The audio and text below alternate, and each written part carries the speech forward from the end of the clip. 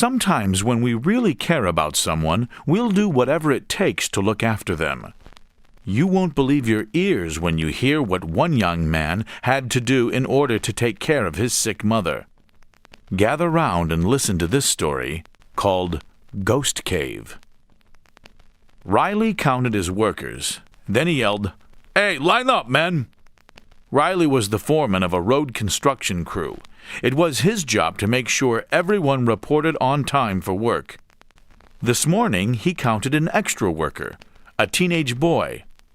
The boy stepped forward. "My name's Tate. I'm here for the job." Riley studied the boy. He did not look healthy. He was skinny and he was pale. "Hey, I can't have kids running around here getting hurt," Riley said. "I won't get hurt, sir," said Tate. "I can do the work of 3 men." Tate grasped the bumper of Riley's truck with one hand. He took a deep breath and lifted the front of the truck clear off the ground. He took another deep breath and picked the truck up over his head. Riley could not believe his eyes. Okay, son, you got the job." Tate worked hard all day. He never took a break. He didn't even stop for lunch. At the end of the day, Riley handed out pay envelopes to all the men. Tate put the envelope in his pocket and walked toward town. The next morning, Tate reported early for work. He worked hard all day, collected his pay envelope, then set off for home.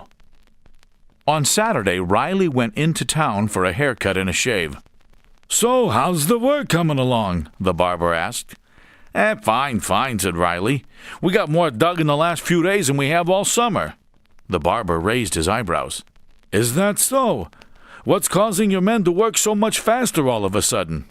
"Oh, it's not the men," said Riley. "It's a boy. I got a new kid working on the crew. He can't be more than 15 or 16, but he's strong as an ox. Maybe you'll know him. His name's Tate." "Oh, yes," the barber nodded. "Tate, he's an odd one, he is, and you're right. He doesn't look older than 16, but he has to be at least 20. Lived here all of his life." "You think that boy is 20?" Riley asked. "Why, yes," said the barber. "I remember when he was born, but the funny thing is, he doesn't seem to get any older. Once he got to be a teenager, he just stopped aging.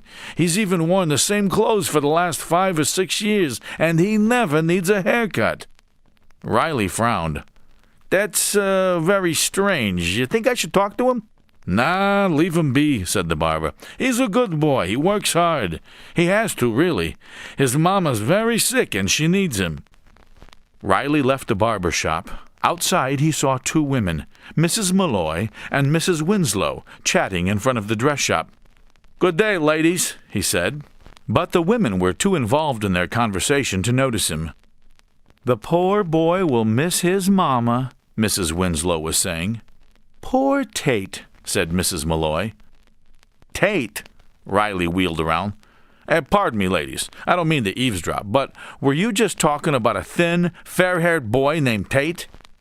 "Yes, his mother passed away this morning," said Mrs. Malloy. "She's been sick for a very long time. Last week she took a turn for the worse and just kept getting weaker and weaker. It's a blessing, really, that the poor old lady no longer has to suffer," added Mrs. Winslow. "But Tate will be heartbroken. I don't know what will become of the poor boy." Suddenly, Mrs. Malloy's son came running up. "Mama, Mama!" the boy shrieked. "You'll never guess what we saw." "Slow down, Jimmy," said Mrs. Malloy. "Tell me what happened." Jimmy took a deep breath. "We were playing near the creek. Tate walked by, but he looked funny. He was even more pale than usual. I could see right through him, Mama." "Jimmy," said Mrs. Malloy sternly, "don't make up stories." "I'm not," said Jimmy. "I tried to talk to him, but Tate just walked past like he didn't hear me." "Probably thinking about his mother," said Mrs. Winslow. "We followed him," Jimmy said. "He went out past the old mill and down to the creek, and then he walked right into the ground." "Jimmy," said Mrs. Malloy. "It's true," said Jimmy. "It was a cave. I never even knew it was there. Tate got paler and paler as he walked inside, and then he just disappeared. I've got to catch up with the other kids. They went to tell the sheriff." Jimmy raced down the street. Riley laughed. Hey, he has an active imagination. Tate is certainly pale, but I don't think he could actually disappear." On Monday morning, Tate did not come to work at all. It wasn't like Tate to not show up for work. Then Riley remembered Jimmy's story. So he put the crew to work, then set out down the road past the old mill. He saw that the sheriff had gotten to the cave before him. "I came to see if Tate was okay," Riley told the sheriff. "You're too late." The sheriff pointed inside the cave. There, right in the middle of the cave, was a skeleton. Tate's clothes and work boots were rotting in a heap around the brittle bones.